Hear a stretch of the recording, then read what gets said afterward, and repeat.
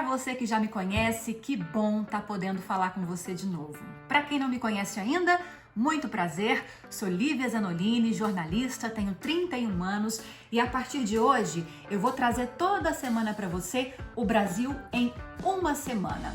Eu vou mostrar como o nosso país acordou na segunda-feira e como ele chega na sexta-feira, para a gente ter uma avaliação aí, se ele avançou, não avançou, se ele estagnou nesse período. Essa avaliação é muito importante para a nossa capacidade crítica, para a nossa postura cidadã e, claro, também para a gente ter consciência social e histórica do nosso país, tá bom? Seja bem-vindo, seja bem-vinda ao Brasil em uma semana.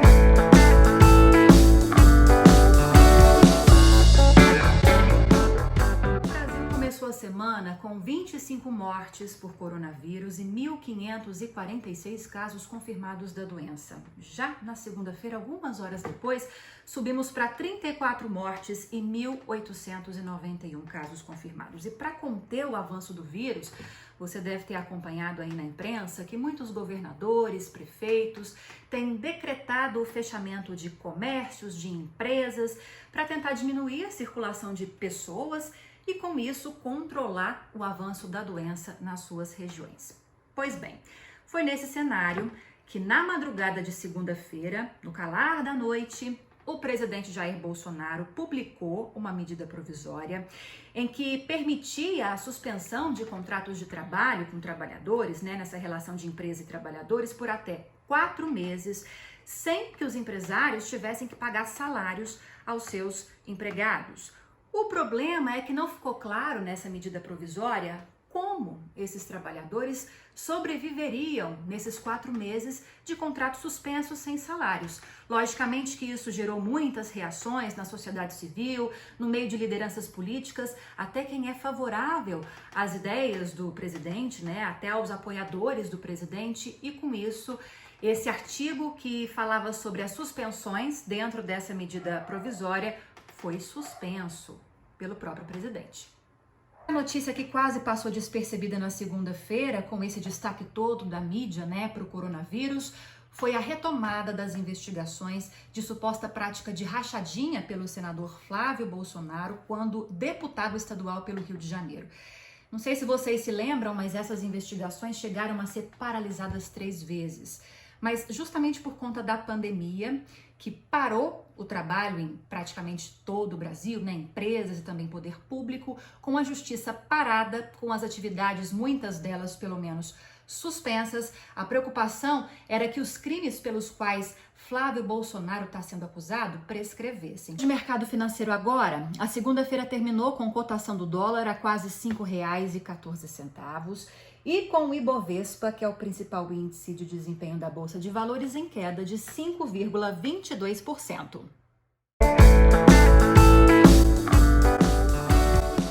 Depois de falar que o povo está sendo enganado pela imprensa e por alguns governadores no âmbito da Covid-19, o presidente Jair Bolsonaro muda um pouquinho o tom e anuncia a liberação de 88 bilhões de reais para ajudar nas ações de combate e de controle do novo coronavírus para estados e municípios. Esse anúncio foi feito durante uma reunião por videoconferência que o presidente fez com governadores das regiões Norte e Nordeste. Na terça-feira à tarde, essa reunião, com esse mesmo tom, aconteceu com representantes dos estados, ali das regiões Sul e Centro-Oeste. E no fim do dia, o discurso do presidente não foi só para governadores, não. Foi para toda a população. Num pronunciamento feito em rádio e TV, em cadeia nacional, o presidente trouxe algumas polêmicas ao se colocar favorável ao fim do isolamento social e também a favor da reabertura do comércio e também de empresas que estavam fechadas por decretos de governadores que estabeleceram algumas ações para tentar conter o avanço do novo coronavírus. É claro que isso gerou muitas reações, porque além de ele se posicionar contra a maioria dos especialistas, para não dizer todos, no mundo todo em relação aí à importância do isolamento para tentar conter o avanço da doença, ele também usou esse espaço sério de pronunciamento para criticar mais uma vez a imprensa. Muita gente da sociedade civil, lideranças políticas reagiram. Eu vou mostrar agora para você, inclusive, que o próprio ex-presidente Fernando Cardoso, Fernando Henrique Cardoso, pelo Twitter, disse: olha só, o momento é grave, não cabe politizar, mas opor-se aos infectologistas passa dos limites. Se não calar, o presidente estará preparando o fim. E é melhor o dele que de todo o povo. Melhor é que se emende e cale. No mundo do esporte, o inevitável aconteceu na manhã de terça-feira. As Olimpíadas de Tóquio foram adiadas para 2021 por conta do agravamento da crise sanitária que envolve aí a Covid-19, o novo coronavírus.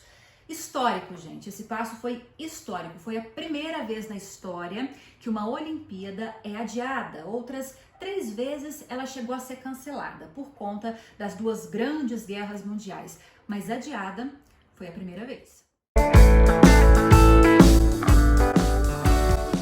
E a manhã de quarta-feira começou bastante agitada no meio político, com uma tão esperada videoconferência entre o presidente Jair Bolsonaro e os governadores da região sudeste. Essa reunião foi muito esperada, não só por conta do pronunciamento polêmico feito pelo presidente no dia anterior, não, mas também porque a relação entre Bolsonaro e os governadores das regiões lá dos estados, aliás, de São Paulo e do Rio de Janeiro, já estava bastante desgastada, Então a expectativa era grande para saber o que ia virar nesse encontro virtual entre eles. Pois é, como já era esperado, mais do que discutir ações e formas de o governo federal ajudar os estados dessa região a enfrentarem essa crise sanitária, o encontro teve muito bate-boca, E quem mais protagonizou essas discussões foram as figuras aí do presidente e do governador de São Paulo, João Dória.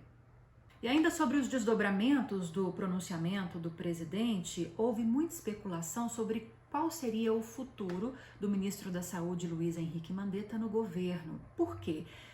O Luiz Henrique Mandetta sempre se posicionou muito favorável às orientações da Organização Mundial da Saúde de isolar a população para evitar o avanço da Covid-19. No momento do pronunciamento, deu-se aí uma divergência entre o que ele pensa e o que o presidente pensa, já que nós mostramos que o presidente é contra o isolamento social e a favor da abertura de comércio, empresas e também de escolas, Só que não demorou muito, ainda na quarta-feira, o Mandetta se pronunciou, falou com jornalistas e mudou um pouquinho o tom. Deu a entender que ele ajustou o discurso dele ao discurso do presidente, e ele disse, inclusive, que a quarentena tem que ser vista com mais cautela.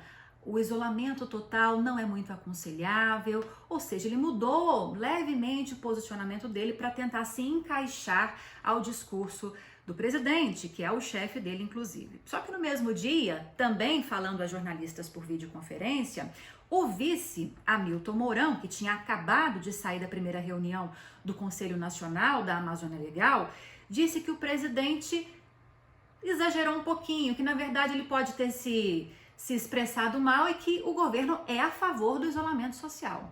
E agora? Que posicionamento a gente deve seguir do governo, então? Mas deixando esses desencontros todos de lado, no fim do dia, 26 dos 27 governadores se reuniram mais uma vez também por videoconferência e com a participação do presidente da Câmara dos Deputados, Rodrigo Maia, em que eles afinaram, juntos, elaboraram uma carta de reivindicações ao governo federal. E entre essas medidas solicitadas pelos governadores estava a revogação e renegociação de dívidas com a União e com bancos públicos por pelo menos 1 ano e também a aplicação de uma lei de 2014 que institui uma renda básica para cada cidadão em casos de crises como essa que a gente está vivendo agora. Essa carta vai ser levada para o governo federal, se é que já não foi. Para fechar o dia, o Ministério da Saúde divulgou a distribuição de 3,4 milhões de unidades de cloroquina e hidroxicloroquina para tratamentos de pacientes hospitalizados em estado grave com Covid-19. Esses medicamentos não têm ainda uma comprovação de eficácia científica, mas, segundo o Ministério, existem estudos promissores que mostram que é um medicamento que tem ajudado bastante a melhorar o quadro e também os sintomas de pacientes em estado grave com o novo coronavírus. A cloroquina e a hidroxicloroquina já são utilizadas em pacientes que fazem tratamento contra malária, lúpus e artrite reumatoide.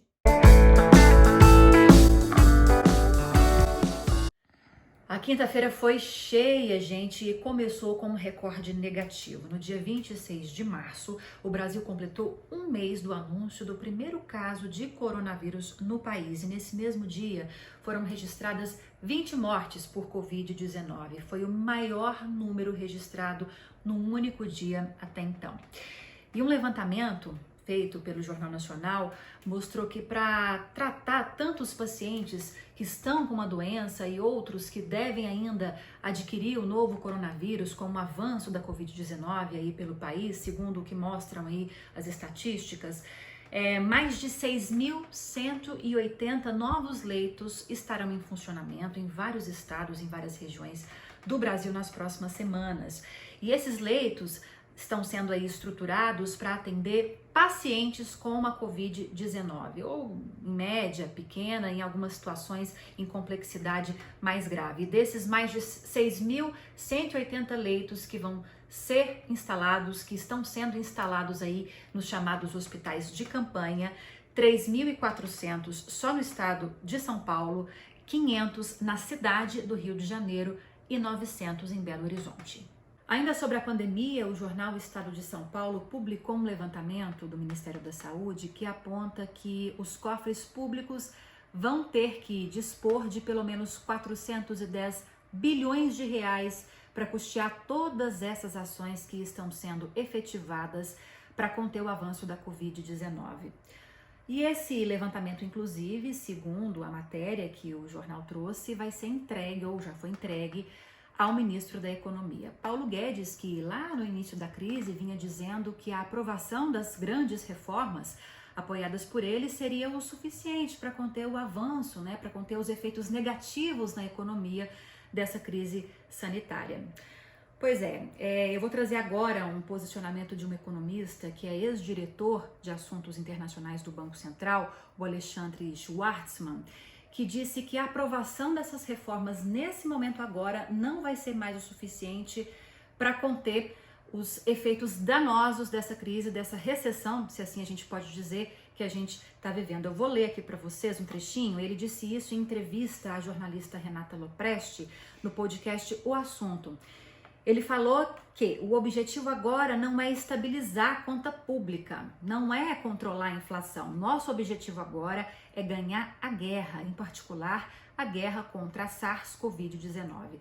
Então não vamos economizar dinheiro agora. Lá na frente, sim, a gente vai precisar de reforma. Em Brasília, o presidente Jair Bolsonaro assinou um decreto em que enquadrou as atividades religiosas como serviços essenciais, o que permite que cultos, missas sejam realizados, embora haja aglomerações desse tipo de atividade durante o isolamento. O governo anunciou também que está editando ainda uma medida provisória que vai reduzir de 4 para 2 meses aquela MP, não sei se você vai se lembrar, que tratou sobre a suspensão dos contratos de trabalho durante essa crise, pelo menos por 4 meses, com trabalhadores. Esse novo texto aí reduz de 4 meses para 2 meses essa suspensão de contratos que vai ser permitida pelo governo. Só que diferente da outra, traz uma contrapartida do governo. Durante esse tempo de suspensão, os trabalhadores vão receber um seguro-desemprego e a medida provisória também vai permitir a jornada reduzida e também salário reduzidos entre 25% e 50% para esses trabalhadores, mas vai ser feita uma complementação de renda pelo governo também. A estimativa é que essa medida traga um impacto aí de 36 bilhões de reais aos cofres públicos. Na Câmara dos Deputados foi aprovado o chamado Corona Voucher, que é um repasse de R$ 600 a trabalhadores informais, que são aqueles que não têm carteira assinada, ao longo aí de 3 meses. Inicialmente, a equipe econômica tinha pensado num valor de R$ 200, mas durante as discussões, lá na Câmara dos Deputados, esse valor foi triplicado e chegou a R$ 600. E além desse benefício, foi aprovado também um benefício emergencial de R$ 1.200 para mulheres chefes de família. Antes, a equipe econômica tinha pensado num benefício de R$ 1.000, que também foi aumentado aí nessas discussões para R$ 1.200. A previsão é de que o projeto seja votado no Senado agora, que é o próximo passo, na segunda-feira. A Justiça Federal do Paraná concedeu prisão domiciliar ao ex-presidente da Câmara dos Deputados, Eduardo Cunha, preso pela Operação Lava Jato desde outubro de 2016. Eduardo Cunha faz parte do grupo de risco e vai ter que usar tornozeleira eletrônica. O Brasil, que começou a semana com 25 mortes pelo novo coronavírus e mais de 1.500 casos confirmados, chegou na tarde de sexta-feira a 77 mortes e 3.049 casos confirmados. O governador de Santa Catarina, o Carlos Moisés da Silva, desistiu do isolamento social e autorizou a abertura gradual e parcial de comércio e também de serviços no estado de Santa Catarina a partir de segunda-feira, dia 30 de março. Já São Paulo, que segue em quarentena até o dia 7 de abril, as políticas de isolamento parecem estar surtindo efeito, segundo o levantamento de um pesquisador da USP, que foi divulgado pelo jornal Folha de São Paulo. Esse gráfico mostra que, em comparação com os dados de todo o país, houve uma diminuição na taxa de crescimento de casos de Covid-19 no estado. E no começo da tarde, o governo anunciou que vai liberar 40 bilhões de reais em linhas de crédito para pequenas e médias empresas. A maior parte dos recursos vai ser viabilizada pelo Tesouro Nacional e os empréstimos poderão ser destinados apenas para financiamento de folha de pagamento. O programa vai financiar até 2 salários mínimos por cada trabalhador e a expectativa é de ajudar cerca de 1,4 milhão de empresas e 12 milhões de pessoas. Apesar dos efeitos da pandemia e dos últimos acontecimentos que inflamaram ainda mais o clima de instabilidade política no Brasil, o mercado financeiro não registrou muita mudança aí no seu cenário de segunda-feira até amanhã de sexta-feira não. A cotação do dólar no comecinho do dia, na hora que a Bolsa de Valores iniciou suas operações, estava em R$ 5,06. E o Ibovespa começou a sexta-feira em queda, uma queda que já vem sendo mais ou menos registrada nesse índice de 5,2%. Nada muito diferente do que a gente tem observado ao longo da semana. Bom, esses foram os principais fatos que marcaram essa última semana aqui no Brasil. O que você acha, hein? Avançamos em algumas discussões? Deixe sua opinião aqui nos comentários, a gente vai interagindo, tá bom? Até semana que vem.